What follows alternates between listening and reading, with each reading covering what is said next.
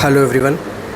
Once again welcome back to our online platform RNCC Nursing Online Coaching and Online Test Series।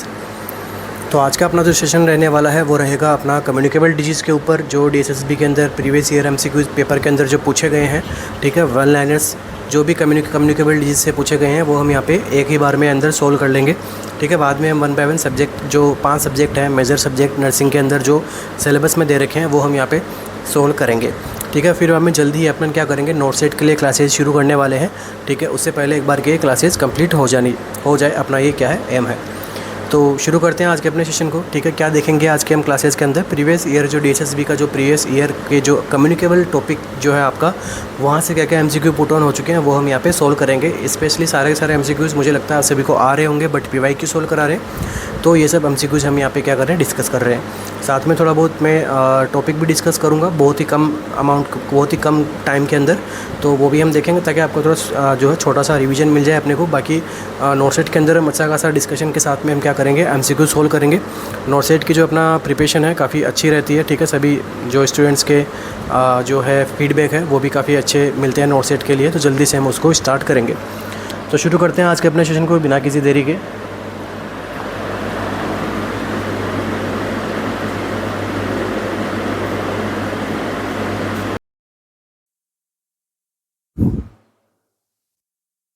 तो देखिए MCQ है अपना, diphtheria is commonest in age group. ठीक है, diphtheria जो है कौन सी एज के अंदर मोस्ट कॉमनली देखने को मिलता है, less than 1 year, 1 to 5 year, 1 to 15 years, या फिर 10 to 15 ईयर्स।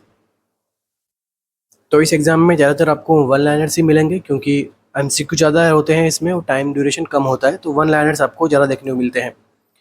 तो डिप्थीरिया जो है मोस्ट कॉमन एज क्या है डिप्थीरिया होने की,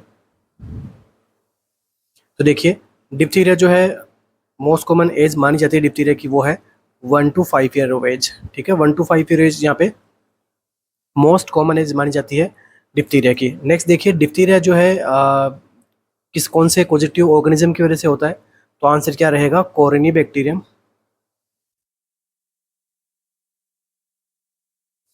डिप्थीरिया।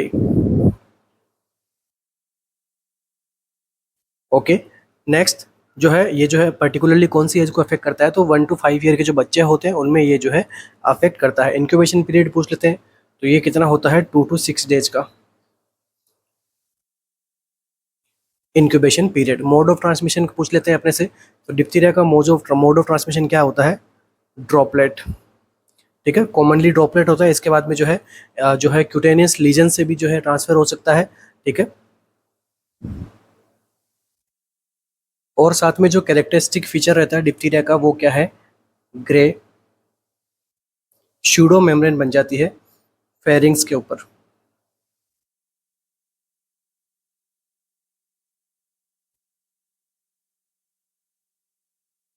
तो ये कुछ क्वेश्चंस है वन लाइनर जो एग्जाम में पूछे जाते हैं। डिप्थीरिया को आइडेंटिफाई करने के लिए कौन सा टेस्ट करते हैं, ऑर्गेनिज्म को आइडेंटिफाई करने के लिए आंसर क्या रहता है, इलेक्ट जेल टेस्ट।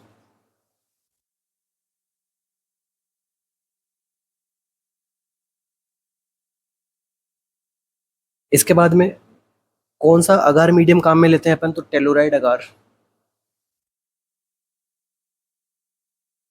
टेलोराइड अगार मीडियम पे क्या करता है, ब्लैक कलर की कॉलोनीज बना लेता है डिप्थीरिया। चलिए ये अपन थोड़ा ज़्यादा डीप में जा रहे हैं, इसके इतना डीप में नहीं जाना है। चलिए नेक्स्ट MCQ अपना,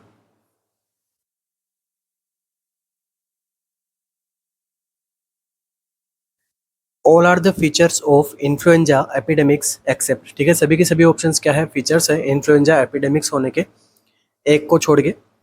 affected majorly young girl 10 to 19 years, increase incidence of respiratory infection, sickness, absenteeism from school, increase hospitalisation of cases. देखिए इन्फ्लुएंजा के बारे में आपसे पूछा है, तो इन्फ्लुएंजा जो होता है, एपिडेमिक हुआ है इन्फ्लुएंजा का। ठीक है, 3 टाइप की कंडीशन होती है, एपिडेमिक, एंडेमिक, पैंडेमिक। तो सडन आउटब्रेस्ट होता है यहाँ पे। तो कौन सा ऑप्शन एक्सेप्ट है, मतलब करेक्ट नहीं है डिप्थीरिया से रिलेटेड, तो देखिए अपना जो आंसर रहेगा वो रहेगा ऑप्शन नंबर ए। ठीक है, जो यहाँ पे इन्फ्लुएंजा है वो यहाँ पे एज ग्रुप के अकॉर्डिंग यहाँ पे जो है डिजीज नहीं करता है। ठीक है, अफेक्ट नहीं करता है। ठीक है, तो राइट आंसर क्या रहेगा, affect majorly young girl 10 to 19 years. ये यहाँ पे ऑप्शन गलत है, ठीक है। मेल हो या फीमेल हो, ठीक है, दोनों जेंडर को इक्वली यहाँ पे जो है अफेक्ट करता है। इसके बाद में जो है जिनकी एज मोर देन 65 ईयर्स है, ठीक है, जिनमें पहले से स्ट्रोक आ रखा हो, डायबिटिक के पेशेंट हो, हाइपरटेंशन के पेशेंट हो, कोई किडनी प्रॉब्लम हो, ठीक है, और या फिर जिनकी एज लेस देन 18 मंथ हो, उनमें जो है इसकी मोर्टेलिटी रेट भी हाई रहती है।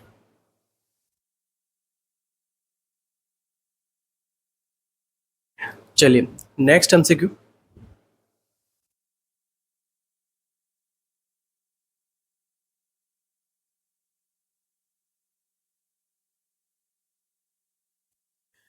Catch up, keep up, follow up is the WHO elimination strategy is for.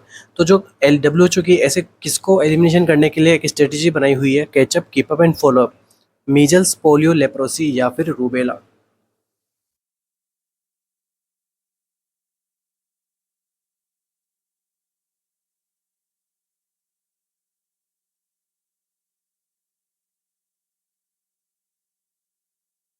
तो देखिए catch up, keep up and follow up जो है वो WHO ने एलिमिनेशन करने के लिए एक स्ट्रेटजी बनाई थी। किसको एलिमिनेशन करने के लिए? आंसर क्या रहेगा? मीजल्स। करेक्ट आंसर क्या रहेगा? Option number A, measles. तो इस स्ट्रेटजी के अंदर है क्या, इसके जो है 3 पार्ट होते हैं इस स्ट्रेटजी के। फर्स्ट वन आपको पता ही है, क्वेश्चन में दे रखा है कैचअप। तो देखो कैचअप जो होती है उसमें क्या है, वन टाइम वैक्सीनेशन।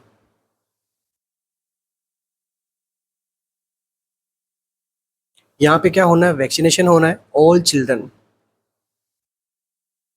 सभी प्रकार सभी यहाँ पे बच्चों का 9 मंथ से लेके 14 ईयर की जो एज होती है वहाँ तक क्या होना चाहिए, वैक्सीनेशन यहाँ पे लगना चाहिए, इर्रेस्पेक्टिव ऑफ डिजीज़ और वैक्सीनेशन। चाहे उसको डिजीज हो रखी है, चाहे उसको डिजीज नहीं हो रखी है, ठीक है, चाहे वो प्रीवियसली वैक्सीनेटेड है, ठीक है, तो इन सब बच्चों को क्या किया जाएगा, वैक्सीन लगाई जाएगी, ठीक है। ये होता है कैचअप। सेकंड देखिए कीप अप। कीप अप में क्या होता है, रूटीन वैक्सीनेशन। अब रूटीन वैक्सीनेशन से क्या रोल है, रूटीन वैक्सीन का रोल ये है कि ये क्या करते हैं, एम करते हैं मोर देन 95% वैक्सीनेशन का, ठीक है। तो ये होता है कीप अप। इसके बाद में जो थर्ड ऑप्शन है आपका क्या, फॉलो अप। फॉलो अप में क्या करते हैं कि वैक्सीनेशन करवाते रहते हैं एवरी 2 to 4 ईयर से, ठीक है। सभी प्रकार के बच्चों को क्या किया जाता है बाद में इसके अंदर वैक्सीन एवरी 2 to 4 ईयरली जो है फॉलो अप लिए जाते हैं, वैक्सीनेशन के करवाए जाते हैं। तो ये किसके लिए, किसको एलिमिनेट करने के लिए करते हैं, मीजल्स को एलिमिनेट करने के लिए। Next MCQ.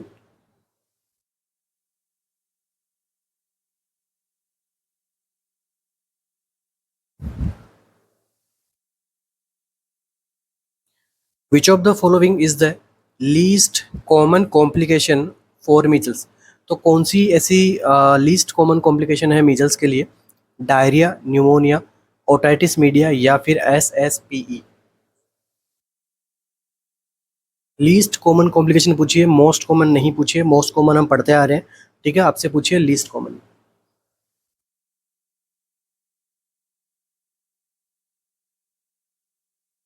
तो देखिए लीस्ट कॉमन कौन सी होगी, आंसर क्या रहेगा, option number D, SSP। SSP क्या होती है, सब एक्यूट स्क्लेरोजिंग पान एनसेफलाइटिस, ये होती है SSPE, ठीक है। ये यहाँ पे लीस्ट कॉमन कॉम्प्लिकेशन है। और अगर आपसे पूछे मोस्ट कॉमन कॉम्प्लिकेशन तो कौन सी होती है, डायरिया। और जिससे मोर्टेलिटी देखने को मिलती है, बच्चों की डेथ देखने को मिलती है, वो कौन सी होती है, न्यूमोनिया, ठीक है। बाकी जो है मीजल्स के साथ में जो है वैक्सीन लगाई जाती है किसकी, विटामिन ए डेफिशिएंसी भी देखने को मिलता है, तो विटामिन ए की भी जो है यहाँ पे वैक्सीनेशन किया जाता है विथ मीजल्स। साथ में देखिए विटामिन ए क्यों लगाया जाता है, तो इसलिए लगाया जाता है कि जो हम मीजल्स की वैक्सीन देते हैं 9 मंथ के ऊपर, तो विटामिन ए क्या करता है, एंटीबॉडी रेस्पॉन्स अच्छा प्रोड्यूस करवाता है मीजल्स की वैक्सीन के साथ में, ठीक है, जो एंटीबॉडीज़ बनेगी कि ऑब्वियस सी बात है उसमें एंटीजन होगा, वैक्सीन बनेगी, वैक्सीन के क्या बनती है, एंटीबॉडीज़ बनती है। तो विटामिन ए का एक रोल ये भी होता है कि वो एंटीबॉडीज़ बनाने में अच्छा रिस्पॉन्स हेल्प करता है, ठीक है, अच्छा रिस्पॉन्स मिलता है उससे, इसलिए जो है दोनों को साथ में लगाया जाता है। Next MCQ.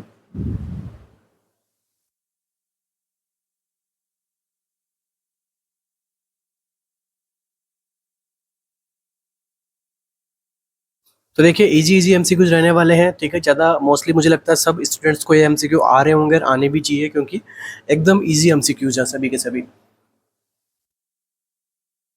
तो देखिए 100 डे कफ को क्या होता है, ठीक है, 100 डे कफ क्या है, पर्टूसिस, मीजल्स, चिकन पॉक्स या फिर डिप्थीरिया।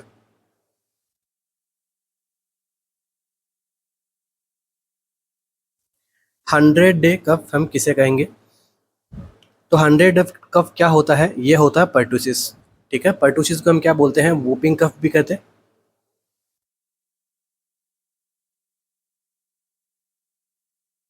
ठीक है, इसे हम क्या पे जो है 100 डे कफ भी कहा जाता है। तो हाईली कॉन्टेजियस डिजीज होती है ये भी।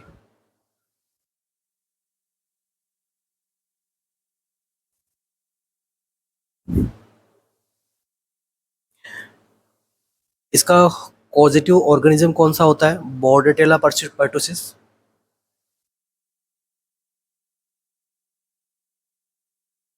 ठीक है, कौन सा होता है, बॉर्डेटेला पर्टुसिस का पॉजिटिव ऑर्गेनिज्म होता है। और ये जो है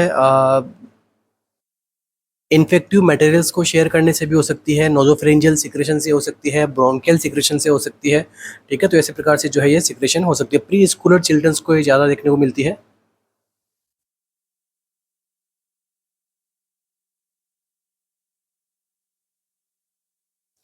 अगर आपसे पूछ ले हाईएस्ट मोर्टालिटी किस में देखने को मिलती है, कौन से एज ग्रुप में देखने को मिलती है, तो लेस देन 6 मंथ्स में, अगर लेस देन 6 मंथ के अंदर अगर ये कंडीशन हो रही है तो उसमें जो है हाईएस्ट मोर्टेलिटी देखने को मिलती है। नेक्स्ट एंड फाइनल इसका इंक्यूबेशन पीरियड अगर आपसे पूछे तो ये कितना होता है, 7 to 14 डेज का, ठीक है, 7 to 14 डेज का इंक्यूबेशन पीरियड जनरली इसका रहता है। Next MCQ.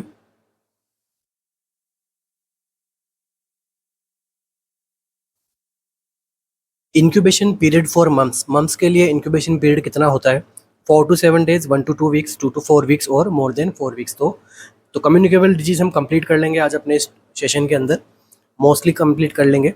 तो इंक्यूबेशन पीरियड क्या रहेगा मंथ्स के लिए, ये आपसे पूछा गया है।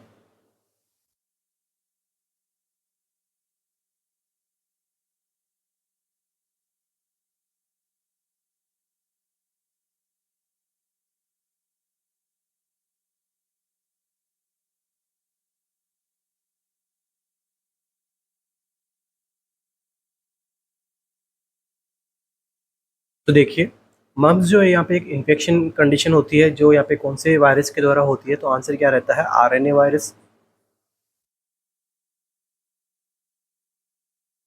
जिसके अंदर आपको कौन सा कंडीशन देखने को मिलता है, पेरोटाइटिस, ठीक है, पेरोटाइटिस आपको देखने को मिलता है, फीवर होता है, हेडेक होता है पेशेंट को, ठीक है, फीवर होता है, हेडेक होता है और पेरोटाइटिस वाली कंडीशन देखने को मिलती है, हाईली कॉन्टाजियस होता है।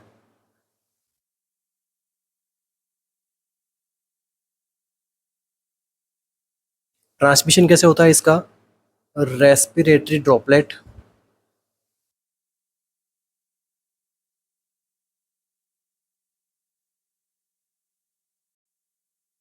इसका भी जो है इंक्यूबेशन पीरियड कितना आपको देखने को मिलता है, तो 14 to 18 डेज का। तो पेरोटिड ग्लैंड का इन्फेक्शन, इसको हम क्या कहते हैं, मम्स कहेंगे, और इसका जो है आपसे पूछा है इंक्यूबेशन पीरियड, ठीक है, तो ये जो है कितना आपको देखने को मिलता है, 2 to 4 वीक्स, ठीक है, बेस्ट आंसर क्या रहता है according to this MCQ, 2 to 4 weeks का इसका जो है इंक्यूबेशन पीरियड देखने को मिलता है। तो इसके भी प्रिवेंशन के लिए हम कौन सी वैक्सीन देते हैं, एमएमआर। तो ये प्रिवेंटेबल वैक्सीन, प्रिवेंटेबल डिजीज है, एक तरीके से हम इसको टोटली प्रिवेंट कर सकते हैं वैक्सीन के साथ में। Next MCQ.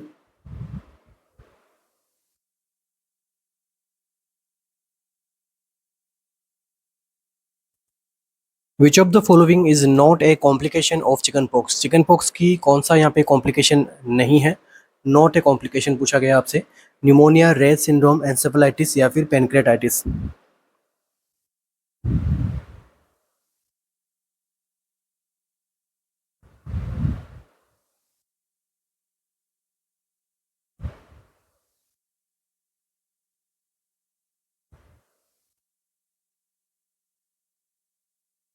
तो देखिए, वायरल डिजीज है, ठीक है। अगर इसके अंदर अपन एस्पिरिन वगैरह देंगे तो वो क्या कॉज कर सकता है? रेट सिंड्रोम कॉज कर सकता है, ठीक है। तो वायरल डिजीज है, एक सीरियस कॉम्प्लिकेशन हो सकती है अगर पेशेंट को यहाँ पे एस्पिरिन दी जाती है तो रेट सिंड्रोम देखने को मिलेगा। इसके बाद में जो है न्यूमोनिया, तो यहाँ पे क्या है, मोस्ट कॉमन कॉम्प्लिकेशन हो जाती है।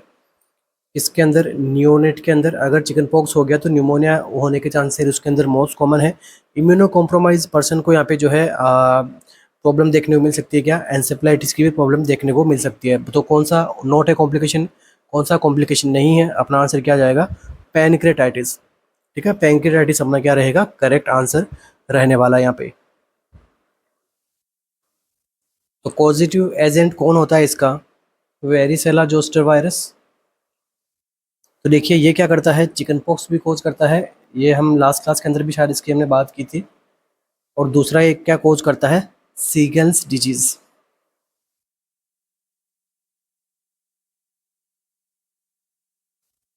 तो चिकन पॉक्स के अंदर क्या होता है, बट पेशेंट के अंदर क्या होते हैं? रेसेज अपीयर होते हैं। रेसेज कैसे अपीयर होते हैं? Dew drop, dew drop on rose petal appearance. Rashes देखने को मिलते हैं, कहाँ पे देखने को मिलते हैं अपने? Dew drop on rose petal appearance के आपको जो है रैशेस देखने को मिलते हैं। रैशेस का अपीयरेंस कैसा होता है? Vesicular rashes.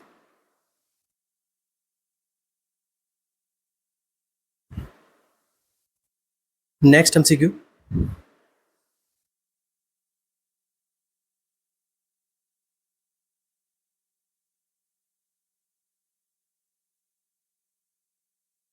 Root of administration of MMR vaccine. MMR vaccine का रूट ऑफ एडमिनिस्ट्रेशन क्या होता है? सबक्यूटेनियस, ओरल, नेजल या फिर इंट्राडर्मल? मीजल्स, मम्स, रुबेला के लिए हम जो वैक्सीन यूज में लेते हैं एमएमआर वैक्सीन, इसका जो है रूट ऑफ एडमिनिस्ट्रेशन क्या होता है? तो देखिए, एमएमआर वैक्सीन जो होती है एक प्रकार से कौन सी वैक्सीन होती है? लाइव वैक्सीन, ठीक है। क्या होता है? लाइव वैक्सीन होती है, प्रिवेंट करती है मीजल्स, मम्स और रूबेला से। डोज कितनी लेते हैं अपन इसकी, एमएमआर की? डोज लेते हैं हम 0.5 ml इसकी हम डोज लेते हैं। और इसका रूट कौन सा रहता है? सब क्यूटेनियसली। सब क्यूटेनियसली रूट से हम क्या करते हैं, इसको इंट्रोड्यूस करते हैं। मिनिमम एज कितनी रिक्वायरमेंट होती है? मिनिमम एज रिक्वायरमेंट होती है 9 to 15 मंथ, या फिर आप कह सकते हो 14 मंथ की एज यहाँ पे जो है मिनिमम रिक्वायरमेंट होती है। ये हो गई फर्स्ट डोज की बात हो गई। अगर आपको लेनी है क्या, सेकंड डोज लेनी, तो कब लेनी होगी? 4 to 6 ईयर की एज के अंदर लेनी होगी। और यहाँ पे जो है मिनिमम गैप कितना होना चाहिए दो वैक्सीन के बीच में, दो लाइव वैक्सीन के बीच में? तो कितना होगा? 4 वीक का यहाँ पे जो है मिनिमम गैप आपको देखने को मिलता है। कहाँ पे लगाओगे? ठीक है, anterior lateral aspect of thigh के ऊपर आप लगा सकते हैं, ठीक है। सबक्यूटेनियसली अगर स्मॉल बच्चा, अगर छोटा बच्चा है, ठीक है, तो हम यहाँ पे जो है थाई के ऊपर भी आप सबक्यूटेनियस लगा सकते हैं। और अगर यहाँ पे ओल्डर चिल्ड्रन है तो यहाँ पे पोस्टीरियर ट्राइसेप के ऊपर भी लगा सकते हैं, ठीक है। अपर आर्म की पोस्टीरियर ट्राइसेप के ऊपर भी लगा सकते हैं। तो रूट ऑफ एडमिनिस्ट्रेशन कौन सा होगा? सबक्यूटेनियस। नेक्स्ट एमसीक्यू,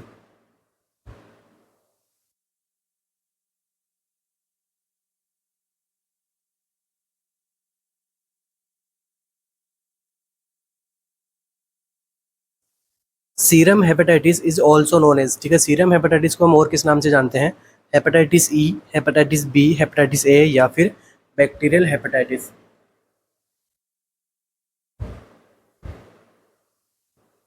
तो देखिए, इजी एमसीक्यू है। सीरम हेपेटाइटिस हम किसे बोलेंगे?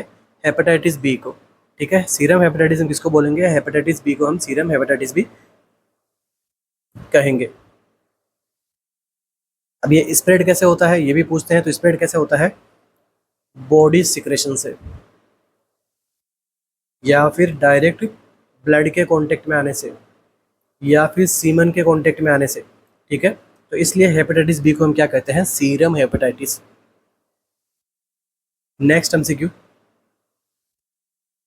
इसके बाद में देखिए हेपेटाइटिस ए जो है कैसे फैलता है, फीको ओरल रूट से फैलता है। हेपेटाइटिस बी किससे फैलता है, जो है इन्फेक्टेड बॉडी फ्लूइड से। हेपेटाइटिस सी किससे फैलता है, सिरिंज हो गया, बॉडी फ्लूइड हो गया, पोस्ट ब्लड ट्रांसफ्यूजन जो है हेपेटाइटिस सी देखने को मिल सकता है। हेपेटाइटिस डी भी कैसे देखने को मिलता है, बॉडी फ्लूइड से। एंड हेपेटाइटिस ई भी कैसे देखने को मिलता है, फीको ओरल रूट से, ठीक है। तो एक कुछ यहाँ पे जैसे कंटामिनेटेड वाटर ले लिया, अनकुक्ड मीट अगर किसी ने कंजप्शन किया तो उनमें हेपेटाइटिस ए और ई, रेस्ट ऑफ द हेपेटाइटिस कौन से होते हैं, जो बॉडी से, ब्लड से, इन सब से फैलने वाले होते हैं। प्रिवेंशन क्या रहेगा, एक तो हाइजीन अच्छा कर लो, वैक्सीनेशन ले लो, ठीक है, प्रिवेंशन आपको देखने को मिल सकता है। जो ब्लड से हो रहे हैं उनकी क्या करो, ब्लड की स्क्रीनिंग करो पहले और बाद में, ठीक है। अनप्रोटेक्टेड से जो है सेक्स यूज़ में जो है मत लीजिए, प्रोटेक्टिव सेक्स को हमें यूज़ में लेना होगा, ठीक है। जो है साथ में हाइजीन को इग्नोर नहीं करना, प्रॉपर तरीके की हाइजीन हमें रखनी है, जो है हेपेटाइटिस से हम बच सकते हैं। नेक्स्ट एमसीक्यू,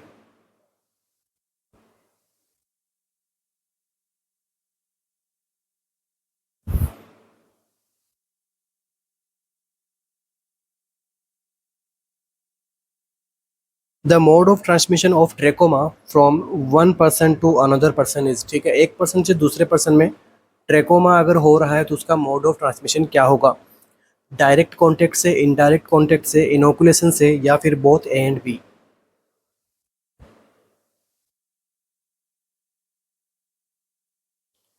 तो देखिए ट्रेकोमा, ट्रेकोमा के बारे में हमने लास्ट क्लास के अंदर भी थोड़ा सा देखा था।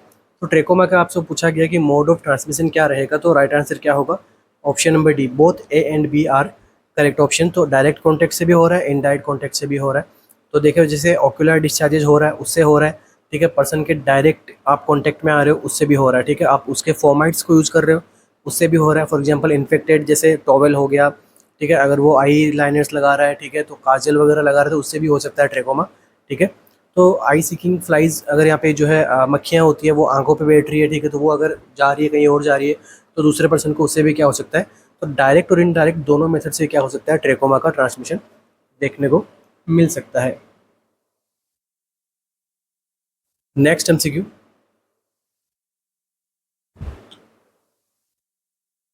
इनोकुलेशन क्या होता है, इनोकुलेशन क्या होता है, ड्रग इंजेक्ट करने का एक मेथड होता है, ठीक है। बॉडी के अंदर यहाँ पे ड्रग को हम इंट्रोड्यूस करते हैं तो उसका भी एक मेथड कौन सा होता है, इनोकुलेशन। नेक्स्ट एमसीक्यू,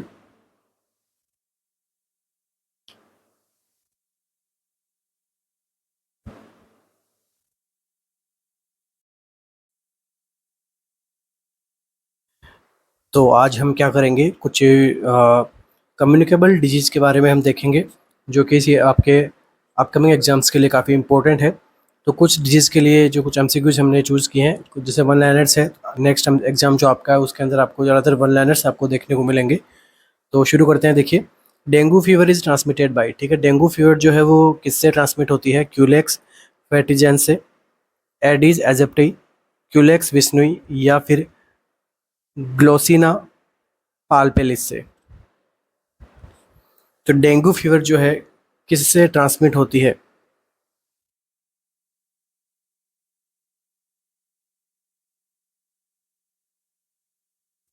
तो देखिए जो डेंगू फीवर है वो क्या है, एक प्रकार से वायरल डिजीज है जिसको कौन फैला रहा है यहाँ पे, डेंगू वायरस, ठीक है।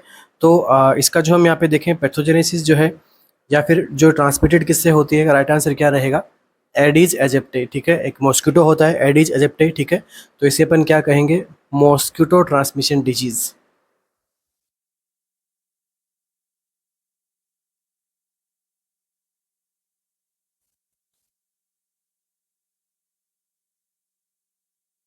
नेक्स्ट देखिए यहाँ से एमसीक्यू क्या बन सकता है, इसके क्या होते हैं, चार इसके जो है सीरो टाइप्स होते हैं, ठीक है, चार सीरो टाइप्स कौन कौन से होते हैं, क्या नाम है इसका, DENV1 से लेके DENV 4 तक यहाँ पे जो है 1 2 3 4 4 इसके क्या रहते हैं, सीरोटाइप रहते हैं। इसके बाद में नेक्स्ट जो एमसीक्यू पूछने को मिलता है अपने को, डेंगू के अंदर जो हमें क्या मिलती है, लाइफ टाइम इम्यूनिटी मिलती है।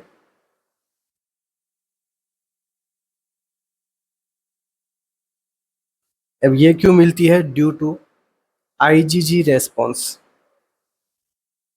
ठीक है, यहाँ पे आईजीजी जो है आपके एंटीबॉडी यहाँ पे रेस्पॉन्स करती है, जिससे यहाँ पे आपको इम्यूनिटी अच्छी खासी मिल जाती है।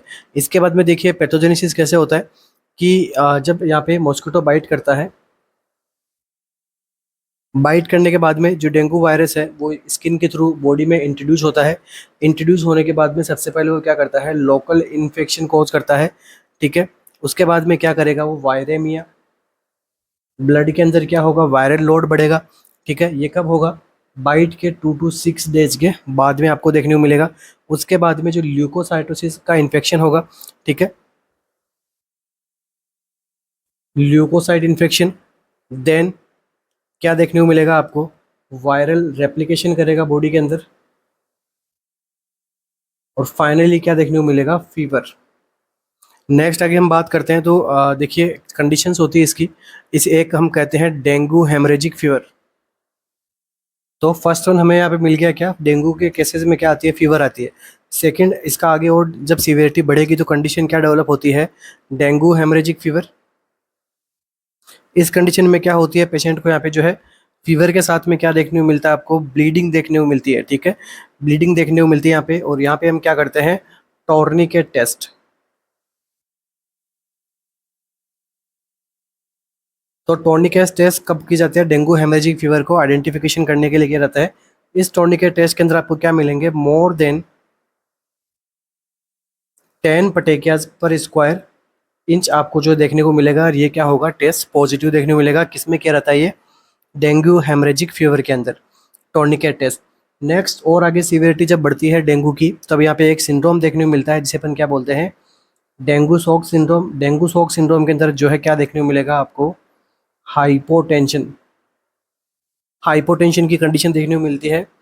सिस्टोलिक ब्लड प्रेशर जो है वो लेस देन 90 mmHg देखने को मिलता है, और जो पल्स प्रेशर जो होता है उसका जो डिफरेंस है वो यहाँ पे लेस देन 20 mmHg देखने को मिलता है। तो ये कुछ कंडीशंस है डेंगू से रिलेटेड जो एग्जाम में पूछी जाती है। नेक्स्ट देखिए क्यूलेक्स विश्नुई। तो क्यूलेक्स विश्नुई क्या कोज करता है, जापानीज एनसेफलाइटिस वायरस। ठीक है, तो जापानीज एनसेफलाइटिस वायरस यहाँ पे कौन कोज करता है, जापानीज एनसेफलाइटिस कौन कोज करता है, तो क्यूलेक्स विश्नुई। नेक्स्ट देखिए ग्लोसिना पाल्पेलिस। ग्लोसिना पाल्पेलिस कौन सी डिजीज कोज करती है, आंसर क्या रहेगा आपका, स्लीपिंग सिकनेस। चलिए नेक्स्ट एमसीक्यू,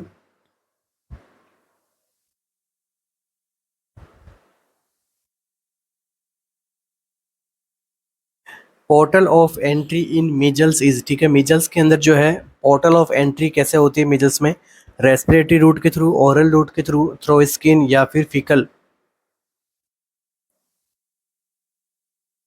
मीजल्स के अंदर जो है पोर्टल ऑफ एंट्री कैसे देखने को मिलती है,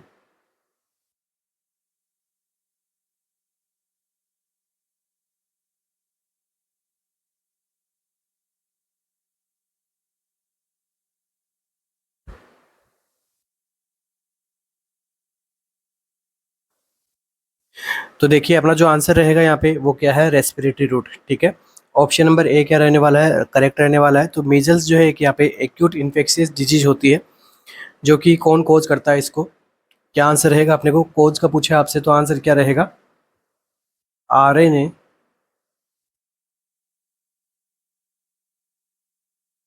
पैरामिक्सोवायरस। ठीक है, नेक्स्ट देखिए एक हाईली इन्फेक्शियस डिजीज होती है, तो रेस्पिरेटरी रूट से तो फेल ही रहा है ये, तो अपन देख सकते हैं क्या होता है, एयरबोर्न होता है, ड्रॉपलेट होता है, तो आंसर क्या रहेगा आपका, ड्रॉपलेट रूट से। इंक्यूबेशन पीरियड का जैसे अपन लास्ट क्लास के अंदर भी थोड़ा सा पढ़ा था इसके बारे में, कितना होता है, 6 to 21 डेज का अपने यहाँ पे इंक्यूबेशन पीरियड रहता है यहाँ पे। ठीक है, नेक्स्ट इसके अंदर हमें क्या देखने को मिलते हैं, कॉप्लिक स्पॉट्स देखने को मिलते हैं, जो इसके क्लासिकल साइन के अंदर हमें देखने को मिलता है। इसके बाद में हमने लास्ट क्लास में बात की थी इसकी कॉम्प्लिकेशन से रिलेटेड। तो मोस्ट कॉमन कॉम्प्लिकेशन क्या होता है, डायरिया, और most common cause of death in childrens, वो क्या होता है? न्यूमोनिया। बाकी आगे फर्दर ये ओटाइटिस मीडिया भी कोज करता है, एंसेफलाइटिस भी कोज करता है, ठीक है, सब एक्यूट स्क्लेरोजिंग पैन एंसेफलाइटिस भी कोज करता है, ठीक है। पब्लिक स्पॉट क्या होते हैं? 1 to 2 डेज पहले जब रेशेज अपीयर होते हैं उससे पहले अपीयर होते हैं, ठीक है। मैक्युलर पपुलर ब्लेंचिंग एरिथोमेटस रेशेज आपको देखने को मिलते हैं सबसे पहले हेड पे, ट्रंक पे, एक्सट्रीमिटीज़ पे, ऐसे देखने को मिलते हैं। चलिए, वो अपना यहाँ पे टॉपिक है नहीं, ठीक है। जनरल यहाँ पे ओवरव्यू करना है अपने को मीजल्स के बारे में जो अपने पूछते हैं, साथ में जो है विटामिन ए का भी यहाँ पे सप्लीमेंटेशन दिया रहता है with vaccination. Okay, next MCQ.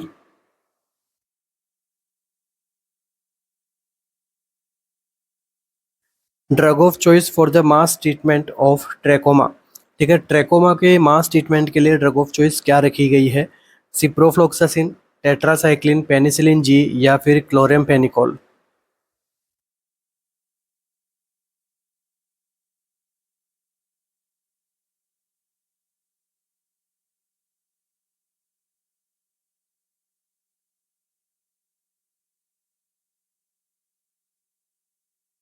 तो देखिए, जो ट्रैकोमा को यहाँ पे जो कोज करता है उसका नाम क्या है? क्लेमाइडिया ट्रैकोमेटिस।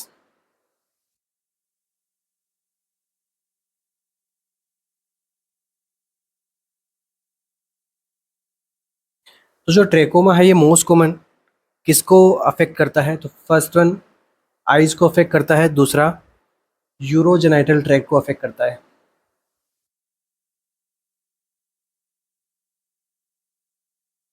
तो आइज को अफेक्ट करके ये क्या कोज करवा सकता है? ब्लाइंडनेस, ठीक है। तो कम्युनिटी के अंदर यहाँ पे ब्लाइंडनेस हो रहा है तो चांसेस किसके हो सकते हैं? ट्रैकोमा के चांसेस हो सकते हैं। बाकी यूरोजेनिटल इन्फेक्शन में क्या करता है? सर्विसाइटिस करवाता है, यूरेथ्राइटिस करवाता है, ठीक है। ये सब चीज, ये सब यहाँ पे कंडीशन देखने को मिलती है। पुरुलेंट डिस्चार्ज करवाता है, ठीक है, सर्विक्स के थ्रू।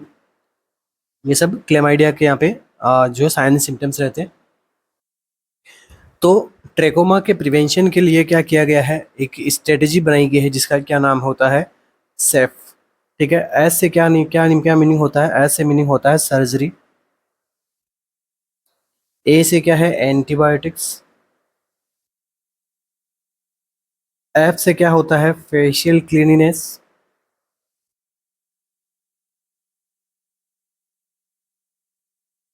एंड ई से यहाँ पे क्या है? Environmental improvement.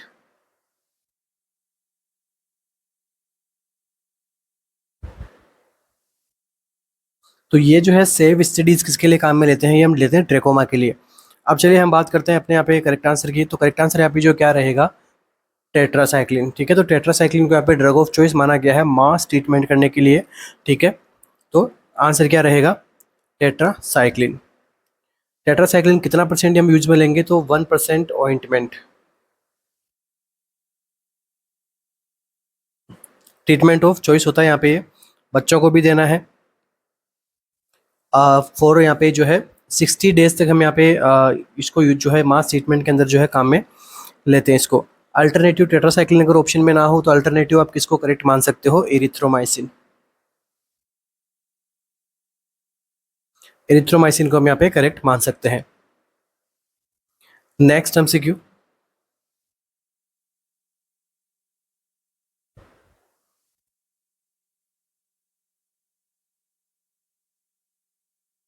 The prophylactic dose of human tetanus immunoglobulin is, ठीक है। ह्यूमन टेटनस इम्यूनोग्लोबुलिन की प्रोफाइलेक्टिक डोज क्या रहती है? 250 इंटरनेशनल यूनिट, 1000 इंटरनेशनल यूनिट, 2000 या फिर 4000 इंटरनेशनल यूनिट।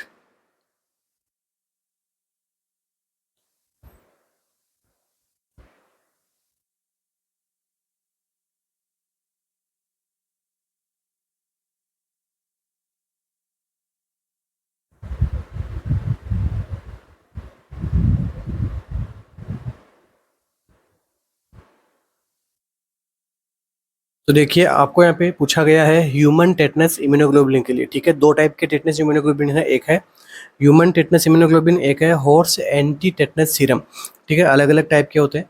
तो देखो, ह्यूमन टेटनस इम्यूनोग्लोबुलिन की जो आपको प्रोफाइलेक्टिक डोज पूछी गई है ये कितनी होती है? 250 इंटरनेशनल यूनिट यहाँ पे क्या रहती है? इसकी डोज रहती है, ठीक है। और ये जो है 30 डेज तक जो है क्या करता है? प्रोटेक्शन प्रोवाइड करवाता है, ठीक है, provide protection for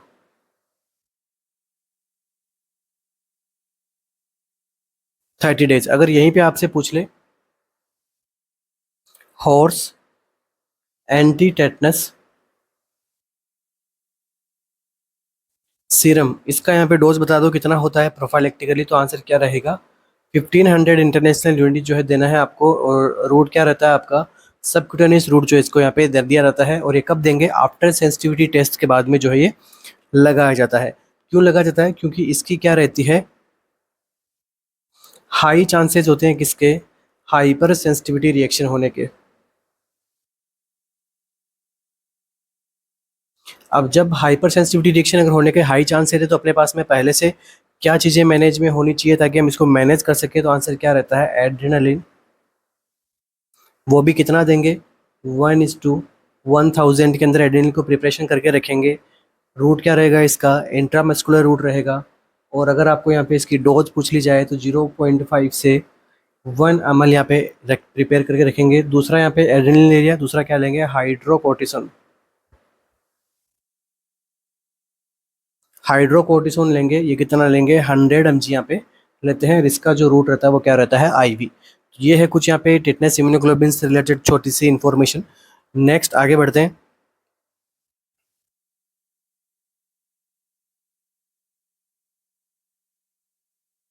in India NDD national deworming day is been observed on, ठीक है। इंडिया के अंदर जो है नेशनल डिवॉर्मिंग डे कब मनाया जाता है 10 जन को, 10 फेब को, 10 अगस्त या फिर 10 नवंबर। नेशनल डिवॉर्मिंग डे कब सेलिब्रेट किया जाता है।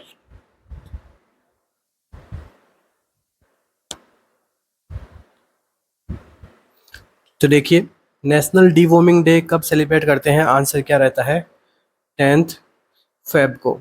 Right option, option number B यहाँ पे करेक्ट रहेगा। 10 फेब को हम क्या करते हैं नेशनल डिवॉर्मिंग डे सेलिब्रेट करते हैं। इसके बाद में 10 अगस्त को हम क्या करते हैं मास ड्रग एडमिनिस्ट्रेशन किया जाता है इसके बारे में, ठीक है। तो दो अलग अलग है, ठीक है, 10 अगस्त और 10 फेब के अंदर जो है कंफ्यूज नहीं होना है। तो 1 to 19 ईयर की एज के वाले बच्चों के लिए क्या दिया जाता है स्कूल्स के अंदर आंगनबाड़ी के अंदर जो है ड्रग्स दी जाती है यहाँ पे इसे प्रिवेंशन के लिए। नेक्स्ट एमसीक्यू,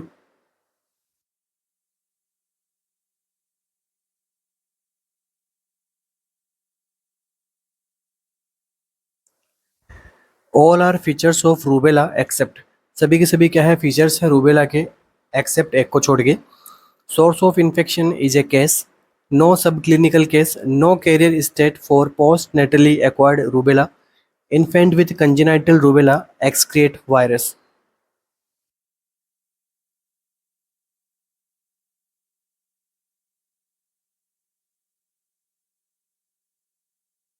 क्या आंसर रहेगा अपना यहाँ पे रूबेला के बारे में कौन सा स्टेटमेंट जो है ट्रू नहीं रहेगा।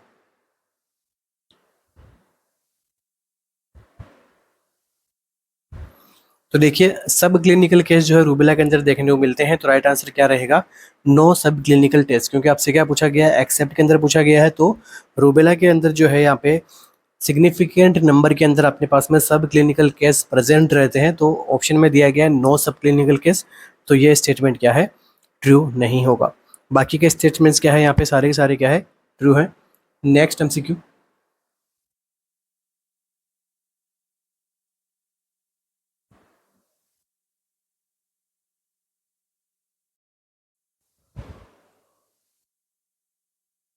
What can be a possible source of infection for brucellosis, brucellosis का यहाँ पे पॉसिबल सोर्स ऑफ इन्फेक्शन क्या है रेट कैट गोट्स या फिर पिग्स।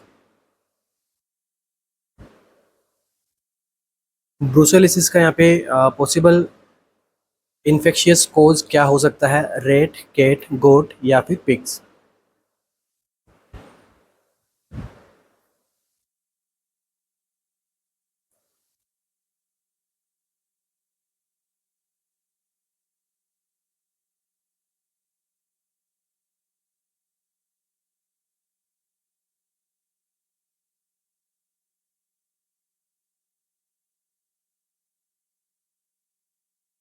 तो देखिए, रेट्स जो है किसके लिए सोर्स होते हैं, आंसर क्या रहेगा आपका, लेप्टोस्पोरियोसिस के लिए। ठीक है, तो यहाँ पे रेड बाइट होता है, ठीक है, एक्यूट फेब्राइल इलनेस देखने को मिलती है लेप्टोस्पोरोसिस के अंदर। नेक्स्ट देखिए, केट केट और पिक्स जो है यहाँ पे ब्रुसेलोसिस से रिलेटेड नहीं है। राइट आंसर क्या रहेगा, गोट। तो यहाँ पे गोट जो है वो ब्रुसेलोसिस को कोज करता है। ब्रुसेलोसिस का जो है यहाँ पे बैक्टीरिया कौन सा होता है, एक बैक्टीरियल डिजीज होती है, तो इसका जो बैक्टीरिया है वो कौन सा है, बैक्टीरिया है ब्रुसेला। ठीक है, बैक्टीरिया कौन सा है इसका, ब्रुसेला। ठीक है, एक हाईली कॉन्टेजियस जूनोटिक डिजीज है ये।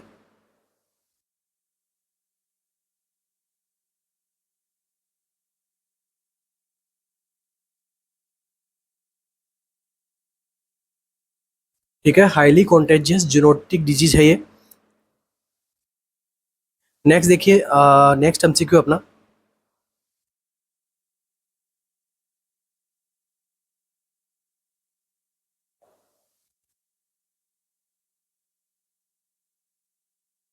The route of administration of hepatitis B vaccine is. ठीक है, हेपेटाइटिस बी की जो वैक्सीन होती है उसका रूट ऑफ एडमिनिस्ट्रेशन आपसे पूछा गया है, सबक्यूटेनियस, इंट्राडर्मल, इंट्राथिकल या फिर intramuscular.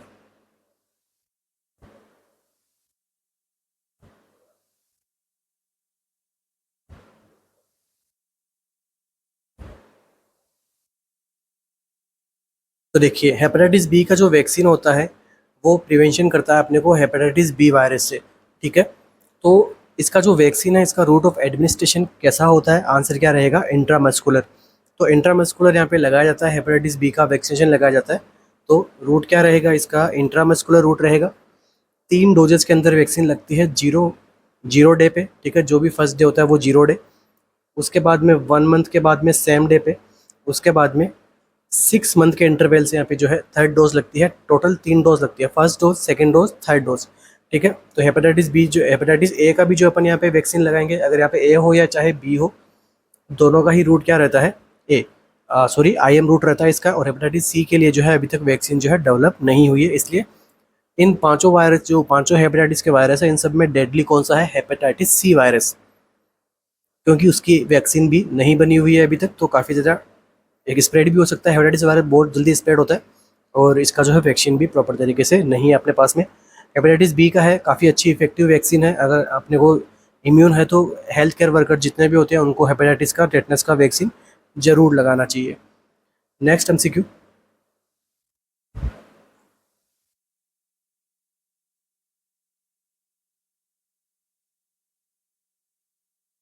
What is the causative agent of malaria. Malaria का यहाँ पे कॉजेटिव एजेंट आपसे पूछा गया है, प्लाज्मोडियम फ्लेवी, H5N1 या फिर वेरियोला।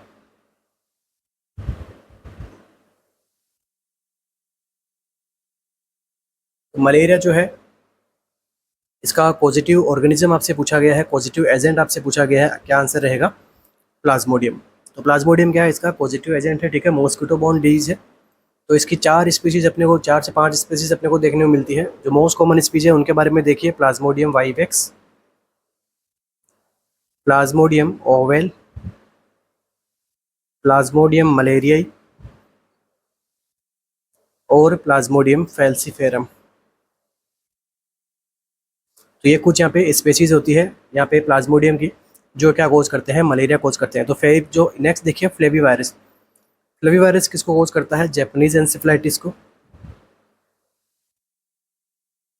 ठीक है, येलो फीवर हो गया, वेस्ट नाइल फीवर है, ये सब कौन सी फैमिली से रहते हैं, फ्लेवी वायरस फैमिली से बिलोंग करते हैं। H5N1, ये क्या कोज करता है, इन्फ्लुएंजा। कौन सा इन्फ्लुएंजा, एवियन इन्फ्लुएंजा या फिर बर्ड फ्लू। नेक्स्ट देखिए, वेरियोला। वेरियोला क्या कोज करता है, स्मॉल पॉक्स को।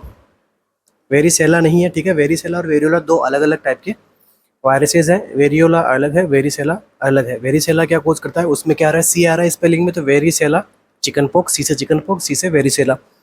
ये क्या है, वेरियोला स्मॉल पॉक्स, जो इरेडिकेट हो चुका है। नेक्स्ट आगे बढ़ते हैं अपन।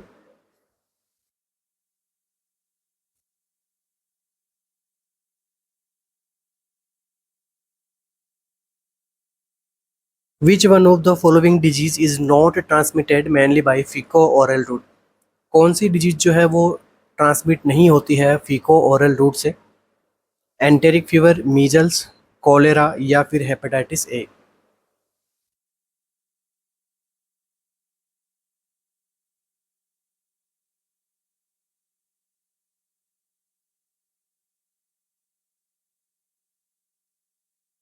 तो देखिए इजी एमसीक्यू है, फीको ओरल रूट से ट्रांसमिशन होने वाली नहीं है disease, not transmitted. Right answer measles. तो मीजल्स यहाँ पे फीको ओरल रूट ट्रांसमिशन नहीं होती है। बाकी enteric fever, cholera, hepatitis A, ये सब यहाँ पे जो है एंटेरिक या फिर हम कह सकते हैं इसको फीको ओरल रूट से क्या होती है, ट्रांसमिट होती है।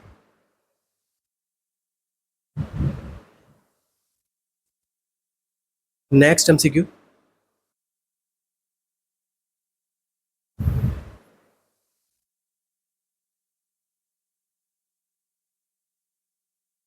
Site for Mantoux test. ठीक है, मोंटोक्स टेस्ट के लिए हम कौन सी साइट यूज में लेते हैं?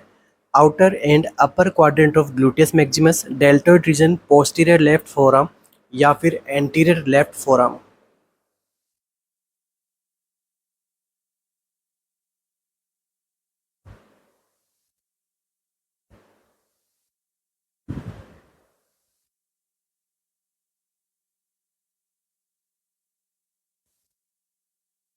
तो देखिए मोंटोक्स टेस्ट किस में करते हैं अपन? ट्यूबरक्लोसिस के अंदर स्क्रीनिंग टेस्ट के अंदर किया जाता है मोंटोक्स टेस्ट। तो कौन सी साइट रहती है most common? Right answer anterior left forearm. ठीक है, मोस्ट कॉमन और मोस्ट प्रिफरेबल साइट भी कौन सी होती है? Anterior left forearm. अनलेस अल्टिल अगर आपका लेफ्ट यहाँ पे फोरआर्म नहीं वर्क कर रहा है प्रॉपर्ली या फिर वहाँ पे नहीं लगा सकते किसी रीज़न की वजह से, तो आप राइट फोरआर्म के अंदर भी लगा सकते हैं। तो बेस्ट यहाँ पे कौन सा रहता है? Anterior left forearm. अगर यहाँ पे एंटीरियर राइट भी ऑप्शन में रहता है फिर भी अपना राइट आंसर क्या रहता है? Anterior left forearm. Next MCQ,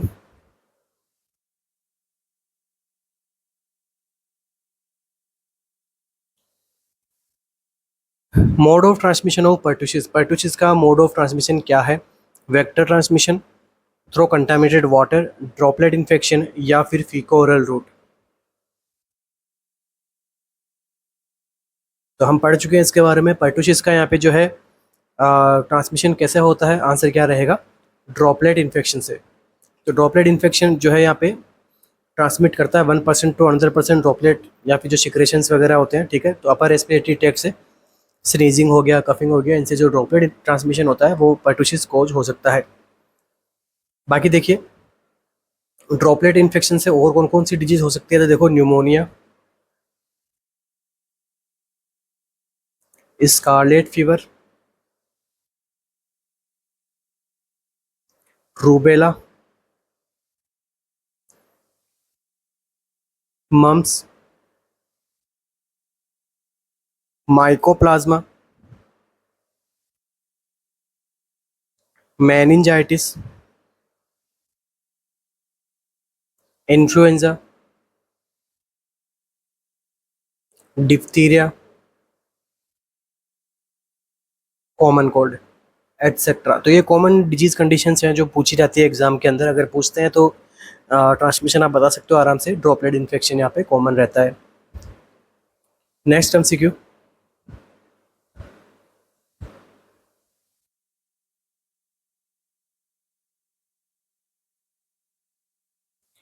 outbreak of disease in the community in excess the normal expectation. अपनी जो नॉर्मल एक्सपेक्टेशन है उससे भी ज़्यादा जो है डिजीज़ का आउटब्रेक होना क्या कहलाता है किसी एक कम्युनिटी के अंदर? एपिडेमिक, पैंडेमिक, स्पोरेडिक या फिर एंडेमिक?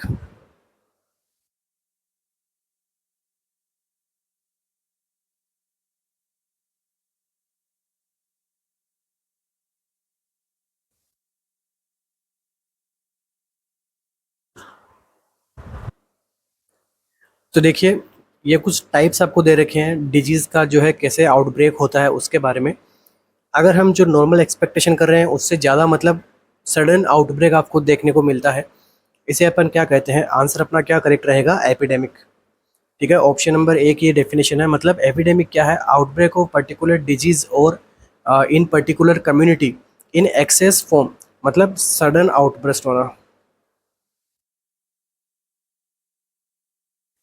एक्सेसिव मैनर के अंदर। ठीक है, जो भी अपना एक्सपेक्टेशन रहता है, लाइक जैसे कोविड, तो कोविड जैसे चाइना के अंदर उन्होंने देखा होगा, ठीक है, नॉर्मली आउटब्रेक होगा, बट वो सडन आउटब्रेक हो गया उसमें चाइना के अंदर। तो वो वहाँ पे क्या हुआ था, फर्स्ट टाइम एपिडेमिक हुआ था। उसके बाद में कोविड जैसे पूरा वर्ल्ड वाइड फैल गया, ठीक है, एक कंट्री से दूसरी कंट्री में फैल गया, तो उसको हम क्या बोलते हैं, पैंडेमिक। पैंडेमिक का मतलब क्या होता है, outbreak of disease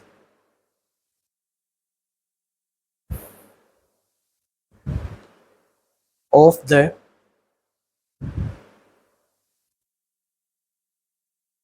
one country to another country. इसे अपन क्या बोलते हैं, पैंडेमिक। स्पोरेडिक का मतलब क्या हो रहा है, स्कैटर्ड पैटर्न के अंदर, ठीक है, अलग अलग सीजन्स के अंदर यहाँ पे कोई डिजीज यहाँ पे डेवलप हो रही है, वो कौन सी हो गया, sporadic.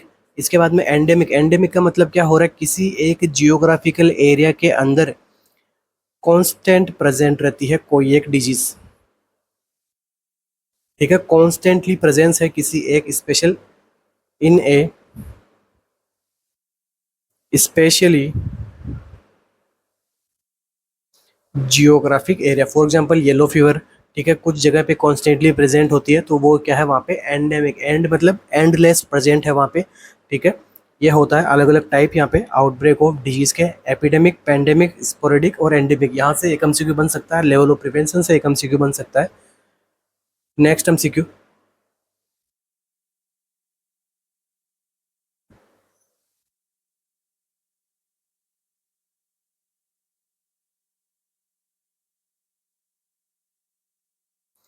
the time interval between infection of suspected person and the appearance of sign and symptom of the disease is called। तो इजी एमसीक्यूज हैं, ठीक है, आई होप आप सबको ये एमसीक्यूज के आंसर आ रहे होंगे, ठीक है। तो ऐसा जो है यहाँ पे टाइम ड्यूरेशन को हम क्या कहेंगे, इस टाइम इंटरवल को हम क्या कहेंगे, जिसमें सस्पेक्टेड पर्सन को यहाँ पे क्या हो रहा है, इन्फेक्शन हो रहा है, उसके बाद में अपेयरेंस हो रहा है, उसमें sign and symptom of the disease, इसे हम क्या कहते हैं। तो इजी एमसीक्यू है, इसे हम क्या कहते हैं, इंक्यूबेशन, ठीक है, इसको हम क्या कहते हैं, इंक्यूबेशन।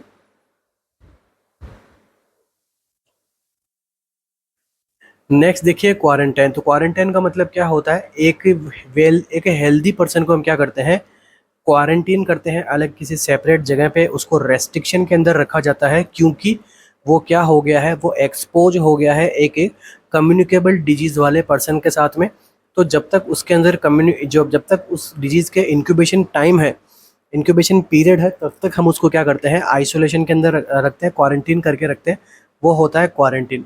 रिकवरी पीरियड को हम क्या कहते हैं, जो भी डिजीज़ के अंदर जो भी कन्वर्जेंट पीरियड रहता है, ठीक है, जिसके अंदर रिकवरी हो रही होती है, पर्सन को यहाँ पे स्ट्रेंथ गेन हो रही होती है आफ्टर इलनेस, इसे हम कहते हैं रिकवरी पीरियड, ठीक है। आइसोलेशन पीरियड का मतलब क्या हो गया, यहाँ पे हम क्या कर रहे हैं, ये थोड़ा अपोजिट होता है क्वारंटीन से। तो आइसोलेशन हम उसको करते हैं जिसको कम्युनिकेबल डिजीज हो रखी होती है, उसको हेल्दी पीपल से हम अलग करते हैं, ठीक है। So isolation period is use to separate person affected with any kind of communicable disease from those who are healthy. इसी का अपोजिट क्या है, क्वारंटीन। क्यों क्वारंटीन, सस्पेक्टेड केसेस में क्या रहता है, इंक्यूबेशन पीरियड तक, ताकि जब तक उसमें टाइम ड्यूरेशन रहता है कि साइन सिम्टम डेवलप होंगे तो उसको आइसोलेट कर देंगे, नहीं तो फिर फर्दर उसको नॉर्मल लाइफ स्टाइल जीने के लिए हम बाहर छोड़ देंगे उसको वापस पर्सन को। नेक्स्ट एमसीक्यू,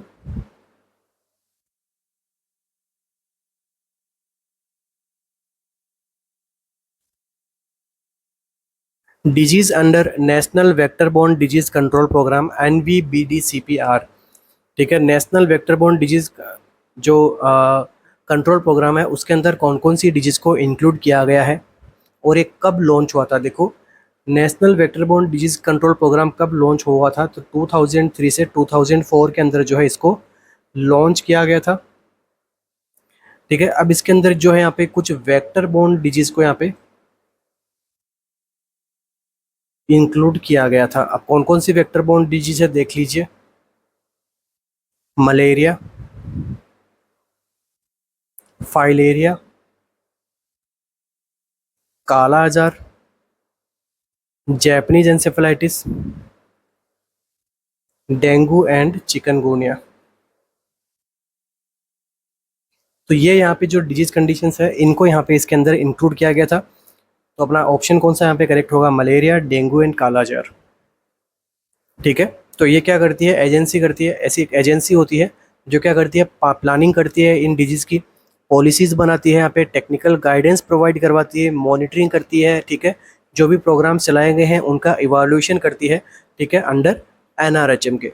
तो नेशनल रूरल हेल्थ मिशन के अंडर यहाँ पे सारी चीज़ें जो है इम्प्लीमेंट हो जाती है यहाँ पे। तो ये जो है कौन कौन सी डिजीज होती है, मलेरिया, फाइलेरिया, कालाजार, जापानी इंसेफेलाइटिस, डेंगू एंड चिकनगुनिया। 2003 से 2004 के अंदर जो है इसको लॉन्च किया गया था। Next MCQ, anti malarial month कौन सा होता है, अप्रैल, मई, जून या फिर सितंबर?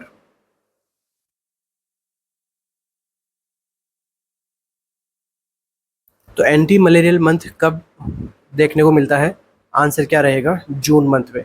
तो जून मंथ में क्या होता है, एंटी मलेरियल मंथ। अब जून को ही क्यों मनाया गया यहाँ पे, जुलाई को बना देते, अगस्त को बना देते, क्यों? क्योंकि जून को हम क्या कहते हैं, बिफोर ऑनसेट ऑफ मानसून, ठीक है। तो मानसून के शुरू होने से पहले जो हम मंथ यहाँ पे लेते हैं वो है जून। तो जून के अंदर क्या मनाते हैं, एंटी मलेरियल मंथ को हम यहाँ पे सेलिब्रेट करते हैं। इसके अंदर क्या करते हैं, इसके अंदर अवेयरनेस बढ़ाई जाती है लोगों की, ठीक है। कम्युनिटी को, पार्टिसिपेशंस को बढ़ाते हैं, कैसे आप अपनी जगह को हाइजीनिक रख सकते हैं, ठीक है। जो आसपास के नाले हैं, सैनिटेशन यहाँ पे प्रॉपर तरीके से करना है, ठीक है। और वेक्टर बोर्न डिजीज़ को यहाँ पे जो है उनके बारे में अच्छी इन्फॉर्मेशन प्रोवाइड की जाती है, कैसे उनको ट्रीट किया जाएगा, ठीक है। अर्बन के अंदर एबिटेट से हम सॉल्यूशन से ट्रीट करते हैं। तो ये सब चीज़ें जो है अवेयरनेस फैलाई जाती है। Next MCQ, incubation period for Plasmodium vivax. Plasmodium vivax का इंक्यूबेशन पीरियड कितना होता है? 5 to 7 days, 7 to 10 days, 10 to 14 days और 15 to 30 डेज।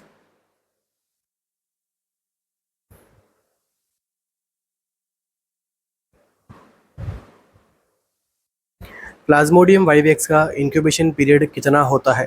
तो देखो, इंक्यूबेशन पीरियड क्या होता है, length of time between infective mosquito bite करना, उसके बाद में first appearance of clinical sign, इसे हम कहते हैं इंक्यूबेशन पीरियड। कितना रहेगा वाइवेक्स के लिए? 10 to 14 डेज का, ठीक है। इसके बाद में जो है फाल्सीफेरम मलेरिया के लिए कितना रहता है? तो 9 to 14 डेज। और अगर यहाँ पे सिंगल दिया वो 8 डेज, 10 डेज, 12 डेज, 14 डेज, तो फाल्सीफेरम का कितना होता है? 12 डेज के अंदर अंदर यहाँ पे साइन देखने को मिल जाएगा। नेक्स्ट के बाद में वाइवेक्स का आपको मैंने बता ही दिया है। तो वाइवेक्स का 10 to 14 डेज के लिए, और स्पेशली अगर आपको पूछे तो आंसर क्या रहेगा? 14 डेज। नेक्स्ट अगर हम बात करें ओवेल के लिए, ओवेल के लिए कितना होता है? 16 to 18 डेज का। नेक्स्ट एमसीक्यू,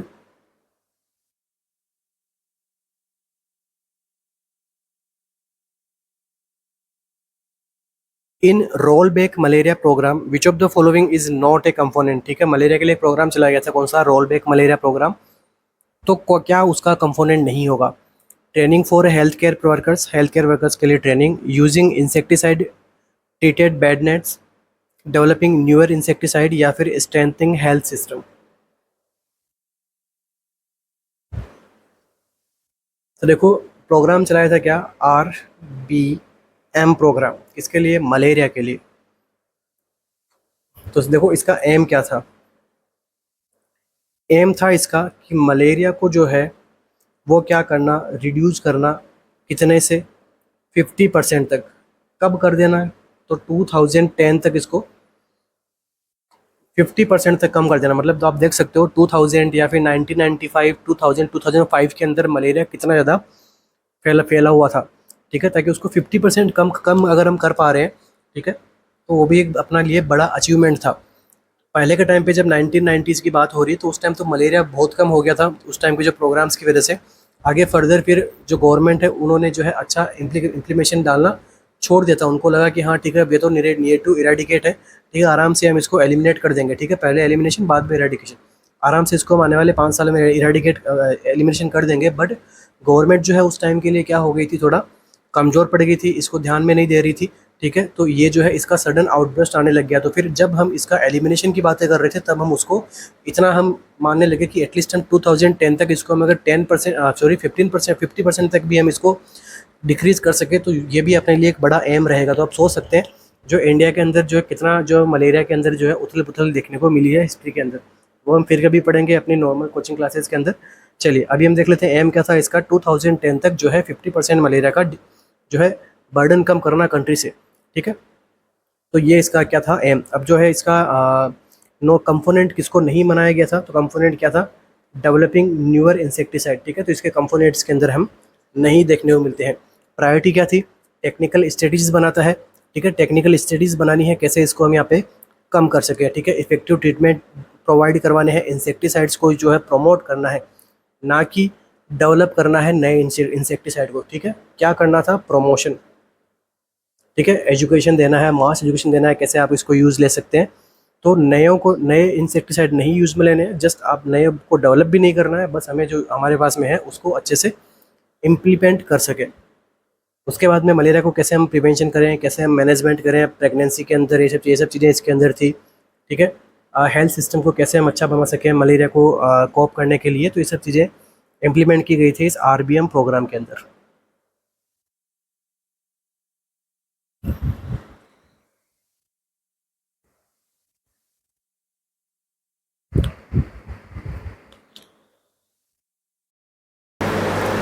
तो इसी के साथ ही थैंक यू सो मच बने रहने के लिए। मिलते हैं अपने नेक्स्ट सेशन में, जो कि रहेगा अपना नोटसेट के रिगार्डिंग क्लासेज हम अब क्या करने वाले हैं, स्टार्ट करने वाले हैं। तो क्लासेस क्या रहने वाली है, टू द पॉइंट रहेगी, नोटसेट ओरिएंटेड क्लासेस रहेगी, ठीक है। कंप्लीट सिलेबस जो है मैं यूट्यूब के ऊपर करवाने वाला हूँ, ठीक है, जहाँ से MCQs देखने को मिलते हैं हर बार, ठीक है। तो क्लासेस में बने रहना है, एक भी क्लास को मिस नहीं करना है, ठीक है। अगर मिस कर देते तो वापस से आप देखना ज़रूर है क्लासेस को, ठीक है, छोड़ना नहीं है, ठीक है। बट तो ये अपन आने वाली क्लासेस का आपको मैं शेड्यूल बता रहा हूँ। इस क्लास के लिए जुड़े रहने के लिए, बने रहने के लिए थैंक यू सो मच। जो भी न्यू ऐड हुए हैं अपने यहाँ पे चैनल से, तो नोटसेट की प्रिपरेशन यहाँ पे शुरू करवाई जा रही है नेक्स्ट सेशन से ही, तो उनके लिए जो है यहाँ पे लाइक शेयर एंड सब्सक्राइब जरूर करके जाना है। अपने फ्रेंड्स के अंदर भी क्लासेस को जो है शेयर कर सकते हो, चैनल को शेयर कर सकते हो। इसके अलावा टेस्ट सीरीज़ रन कराई जाएगी, तो उनके लिए भी जो है अच्छा एक मौका रहेगा। काफ़ी ज़्यादा बच्चे हमारे पास में टेस्ट सीरीज़ के अंदर एनरोल करते हैं, तो लाइव रैंकिंग आपके पास में मिलेगी। लाइव टेस्ट हम देते हैं और एग्ज़ाम ओरिएंटेड टेस्ट होते हैं, अकॉर्डिंग टू एग्ज़ाम सिलेबस जो है टेस्ट कंडक्ट करवाते हैं हम यहाँ पे, तो वो भी आपके लिए जो है अच्छा बेनिफिट रहेगा। तो थैंक यू सो मच बने रहने के लिए। मिलते हैं अपने नेक्स्ट सेशन में, तब तक पढ़ते रहिए, आगे बढ़ते रहिए। Thank you.